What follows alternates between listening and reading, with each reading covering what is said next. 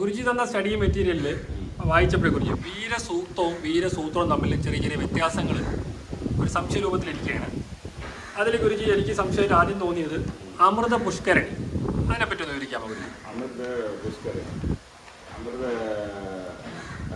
പുഷ്കരണി എന്ന് പറഞ്ഞത് ഫിസിക്കലായിട്ട് നിങ്ങൾക്കുണ്ടെങ്കിൽ ഇത് എവിടെ ഇരിക്കുന്നു പറഞ്ഞാൽ രാജസ്ഥാനിൽ ബ്രഹ്മാവിന്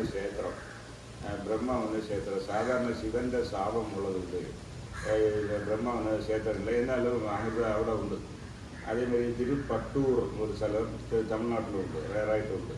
അപ്പോൾ അവിടെ ഉള്ള ഒരു വലിയ തീർത്ഥത്തിൻ്റെ പേരാണ് അമൃത പുഷ്കരണി. വലിയ തടാകമാണ്. ഞാൻ പോയി പല അടുക്കുകളുള്ള വലിയ തടാകം. ഈ പറയുന്ന ഇതിൽ മനുഷ്യൻ്റെ ബ്രെയിനിലും ഉണ്ട്.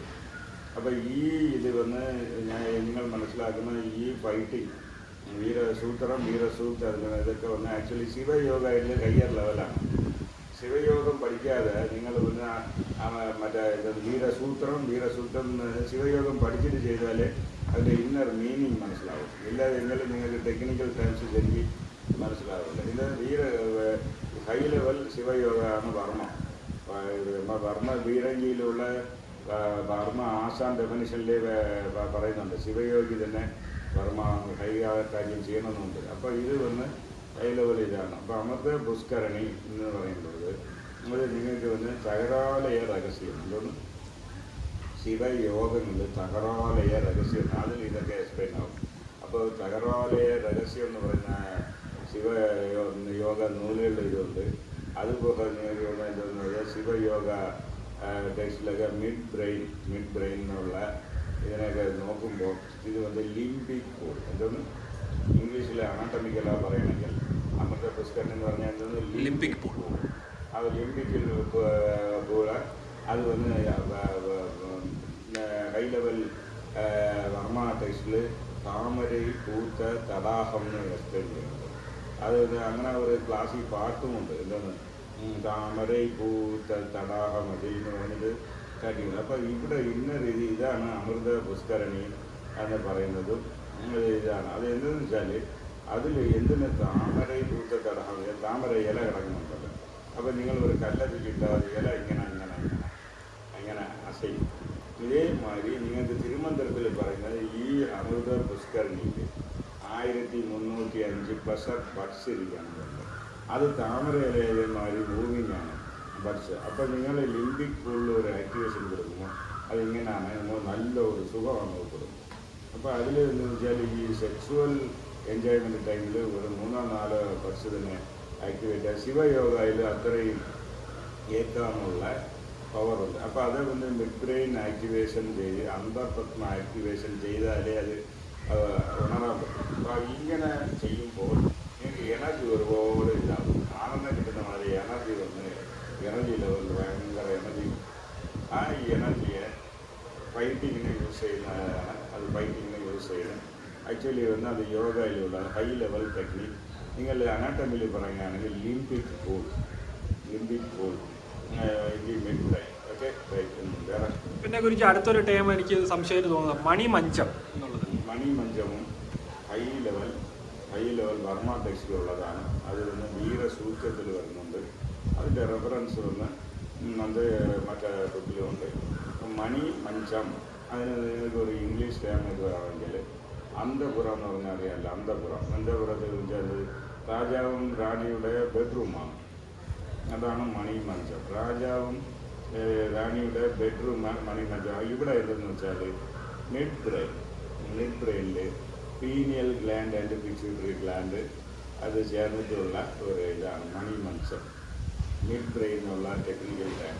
അത് ഇംഗ്ലീഷിൽ നിങ്ങൾ പറഞ്ഞാൽ അന്തപുരം അല്ലെങ്കിൽ ഇംഗ്ലീഷിലെ ഹാരം. അത് രാജാവ് റാണിയും റെസ്റ്റ് ചെയ്യുന്ന സ്ഥലം. അപ്പോൾ ഇവിടെ രാജാവ് പീനിയൽ ഗ്ലാൻഡ്, പിറ്റ്യൂട്ടറി ഗ്ലാൻഡാണ് റാണി. അതായത് ശിവപീഠം, ശക്തിപീഠം. ഇടയിലൊന്നുണ്ട്, അത് ഹൈപ്പോതലാമസ്. ഹൈപ്പോതലാമസ് പറഞ്ഞാൽ ബ്ലഡ് അതിൽ ലിംബിക് പൂളും അതിൽ അവർക്ക് ബ്ലഡായിട്ട് വരുന്നത്. അപ്പോൾ ഈ മൂന്നേയും ചേർത്തിട്ടുള്ള അവരോട് അക്കോമഡേഷനുള്ള ഒരു ഏരിയയാണ് മണിമഞ്ചം എന്ന് പറയുന്നത്. മണി മഞ്ചം. ഇത് പീനിയൽ ഗ്ലാൻഡ് ബർമ്മയിലാണ്. ബർമ്മ വാസിയോഗത്തിൽ ഇതെന്ന് വെച്ചാൽ സാധാരണ വാസി, ഹയർ ലെവൽ വാസി, അടുത്തത് കൊങ്കണർ വാസി, അതുപോലെ മൂലകുണ്ടലിനി ഉൾവാസി എന്ന് പറഞ്ഞ് ബർമ്മത്തിലിരിക്കുന്നത്. മൂലകുണ്ടലിനി അതിലാണ് ഈ ടെക്നിക്കൽ ടേംസ് ഈ ഇപ്പം പറഞ്ഞല്ലോ മണിമഞ്ചം എന്നുള്ള പേര്. ഇത് ഹൈ ലെവൽ, ഇത് വീരസൂത്രത്തിൽ വരുന്നതാണ്. വീരസൂത്ര റെക്കാർഡിൽ ഇതില്ല. വീരസൂത്രത്തിൽ ഇത് ഈ മിഡ് ബ്രെയിനിൽ ഇങ്ങനെയുള്ള ഡീറ്റെയിൽ അവിടെ ടെക്നിക്ക് വീരസൂത്രത്തിലില്ല, ഈ സൂത്രത്തിലാണ് ഇതിരിക്കുന്നത്. ഓക്കെ. വേറെ അതുപോലെ മറ്റൊരു ടൈം പറയും നെരുപ്പ് കണ്ണ് എന്ന് പറഞ്ഞാൽ നിങ്ങൾ മനസ്സിലാക്കണം. എട്ടിക്കൺ തിറപ്പിനും കുറ്റമേ നക്കീരൻ നക്കീരനുക്കും ശിവനുക്കും വാക്കുവാദം നടക്കുന്നു. അപ്പോൾ വാക്കുവാദത്തിൽ നടക്കുമ്പോൾ വെച്ചാൽ എന്നെ എഴുതി നിൽക്കുന്ന ആൾ എന്താണ് നീ വിചാരിച്ചത്, ആരുടെ നീ സംസാരിക്കുന്നത്, പിതാമഹി ഒന്ന് നെറ്റിക്കണം. അതിലൊന്ന് ഫയർ അത് ഡിസ്റ്റായി. അത് ഈ പവർ നെറ്റിക്കണം ശിവനാണ് ഹൈ ലെവൽ ഇത്. അപ്പോൾ നെറ്റിക്കൺ എന്ന് പറഞ്ഞാൽ അത് തേടൈന്ന് നമ്മൾ പറയുന്നത്. അത് തേടൈന്ന് രണ്ട് പേരുണ്ട്. തേടൈ എനർജി അകത്തോട്ട് പോയാൽ തേടൈ ജ്ഞാനം അവർക്ക് ഫ്യൂച്ചറെ കാണാനുള്ള പവർ. അപ്പോൾ അത് ജ്ഞാനത്തിൽ കൊണ്ടുപോയി നിങ്ങൾക്ക് എന്ന് വെച്ചാൽ ശിവയോഗത്തിൽ ആജ്ഞ ആക്ടിവേറ്റ് ചെയ്ത് അത് മനഃചക്ര ആക്ടിവേറ്റ് ചെയ്ത് അതിൻ്റെ ശേഷം സുറാനാടി ഈ നാടി അകത്തോട്ട് എനർജി കൊണ്ടുപോകും, പുറത്തോട്ടുണ്ടല്ലോ. അകത്തോട്ട് എനർജിയെ കൊണ്ടുപോയാൽ അത് മിഡ് ബ്രെയിൻ്റെ തേടൈ ആക്ടിവേഷൻ. അത് പുറത്തോട്ട് അയച്ചാൽ അതാണ് നെറ്റിക്കൽ. നോക്കുക. അപ്പോൾ അത് പുറത്തോട്ട് അയച്ചാൽ അത് എതിരികളെ അറ്റാക്ക് ചെയ്യാനുള്ളത് ഇതെന്ന് പറയുന്നത്. ഓക്കെ. അപ്പോൾ അതാണ് ഈ അഗ്നി. തേടൈ എന്ന് പറഞ്ഞാൽ അകത്തോട്ട് പോകുന്ന അവിടെ അഗ്നിയല്ല, അവിടെ കൂടും. പുറത്തോട്ട് എനർജി വന്നാൽ അഗ്നി എതിരികളായിരിക്കാം യൂസ് ചെയ്യുന്ന ഒരു വേറെ തന്നെ. അതുപോലെ മറ്റൊന്നാണ് തോട്ടത്തിൽ മാങ്ങ എന്ന് പറയുന്നത്.